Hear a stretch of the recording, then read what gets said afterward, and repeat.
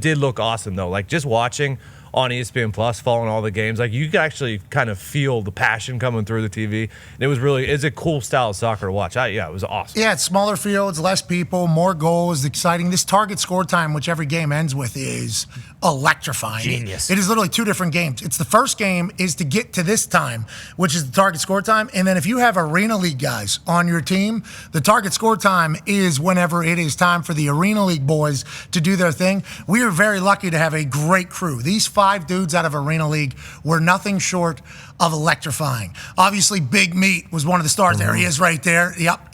Ice in his veins, obviously. Grella right behind him, MLS legend with the entire squad. Breck Shea, Jeff Cameron. But these Arena League boys, and I don't know how else to describe this, our team chemistry was as if we had been a team for 10 years. Hell yeah. We even had a fight in the middle of that entire thing. And still were able to get through it on the other side and win a game the next morning. I mean, it was absurd. There's Mario right there. He's one of the Arena League boys up in the front. Then Huff. And then obviously you'll see Tommy Sonner, Ryan Cockerty out of Pittsburgh. Zach right there. He's the golden boot for the Arena League with the blonde hair. Big Meat's brand new thing. Little guy right here is wiping his ass. That's Gordo. That is Gordy. Gordy is a weapon.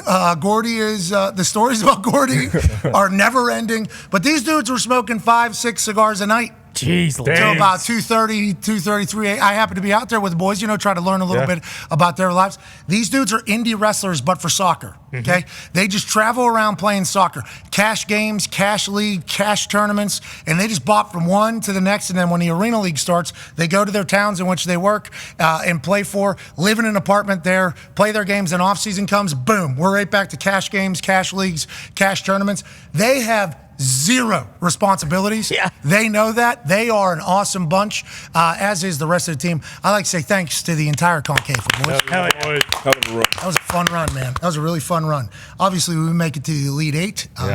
We had a lot of olds like myself. Maz, who was on the team, turned into a coach. His foot somehow got worse as we got down there, and he was doing less work. I don't know how that happened. He was battling. He left in a boot. He showed up walking, left in a boot, so we hope Maz is okay. Myself, I got injured. Obviously, Jeff Cameron tore his MCL. Okay? Knew he was going to tear his MCL, but still scored a goal for our team. So, that is incredible. Wasn't able to hit a ball with the inside of his right foot.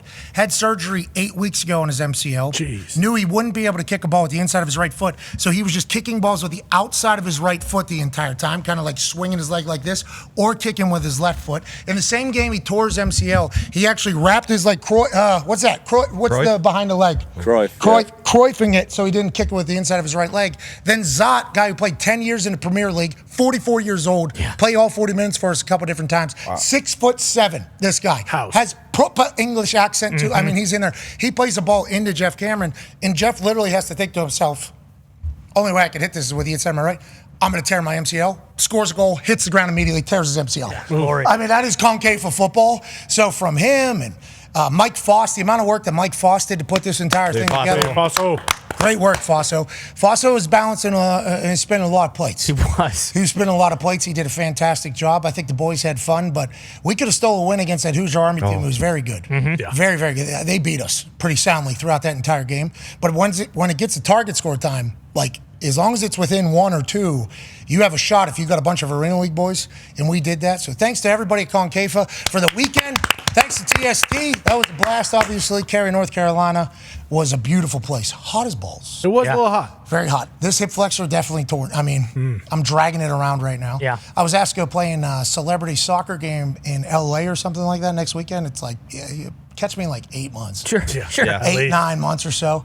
On this free kick, no, not this one. This is the first one. Field a little bit. So I was on the bench. I hadn't really we're 15 minutes into that game. I'd been on the bench. That was a big win. We needed that win to get in. So I go out there as soon as we get a free kick in the plus area. Pat, here we go. So I just been standing there.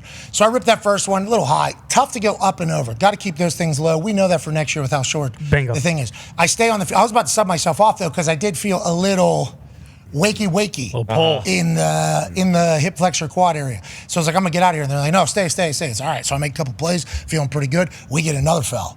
All of a sudden, it's like, here we go. And I'm sitting there, and I just see top right 90. I'm like, yep. I'm gonna hit that. This is gonna be awesome. Had the highlight of the pass to Grella yesterday. this thing's going to smoke that up. And then I'm walking right off this field, and that's it for the entire thing. Mid-stroke, literally middle of kicking that thing, I feel like a slingshot slapping me right in the thing. Boom! Feels like bang! Ball goes out of the stadium. So I missed the net by 60 yards, tear my hip flexor, and then I call it a day. That was when I jogged right off the field. And by jog, I was like dragging myself. As soon as I get to the sideline, because getting off the field is a big deal. Getting off the field is a big deal. Zach comes up to me and goes, "Hey, you jog off in proper fashion, okay? We need to get a guy home." I'm like, "Zach, I appreciate what you're saying to me. I respect what you're saying. Thank you for your leadership in caring. I can't jog right now." And I think we're going to find out over the next couple of days, I'm not going to be able to jog for a while. This thing here. And can you lift it? I'm just dragging it, here it is. This is the one. Yeah, midway through that ball right there. I started clapping. We were sitting right there. I started clapping. I was like, yeah, absolutely. If you're going to miss it, let's try to kick it out of the stadium. We don't want to have a little drag. That was sweet. Yeah, so, people are saying biggest miss in the history of TST. There was a corner kick that was pretty bad as well. Yeah, but it wasn't a shot. That was a cross. So I think we have two different potential buckets of stuff. I thought you were trying to boomerang it.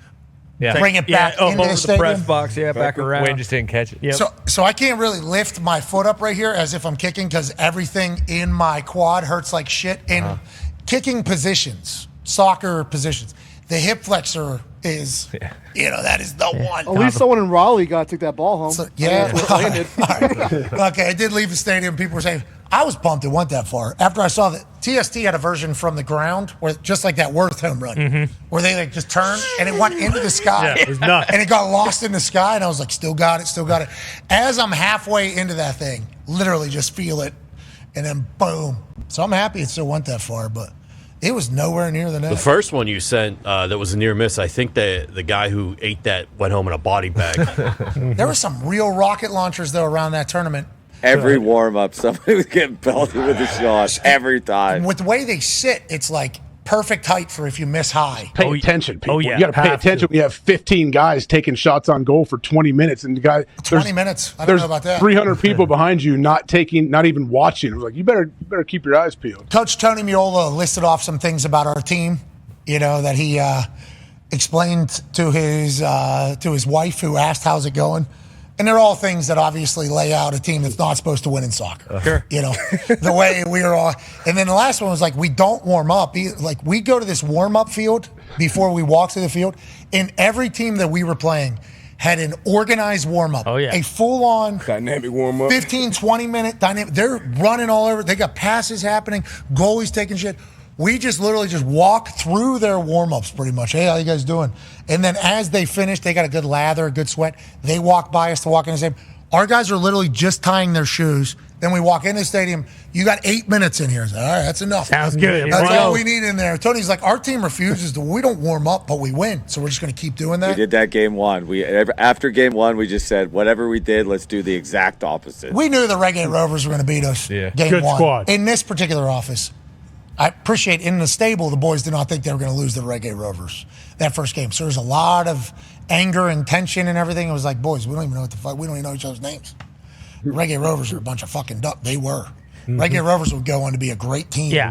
And I enjoyed watching everybody play. I appreciate it. But yeah, midway through that free kick, snap, ball, gone. I'm out of here. That's also when we knew that you guys were going to have a shot, was the night game the next night when you played Cincinnati, coming off that loss. Because, there's a kid that me and Connor were talking to down on the sideline who's one of the ball boys or something, and he, had eyes on everything. He knew all about the tournament. He was like, Cincinnati's really good. And then you guys beat the shit out of him. It was like, okay. Well, Cincinnati looked very good against Burnley. Burnley, not too bad. And shout out to J.J. Watt. Yeah. He played a lot out there.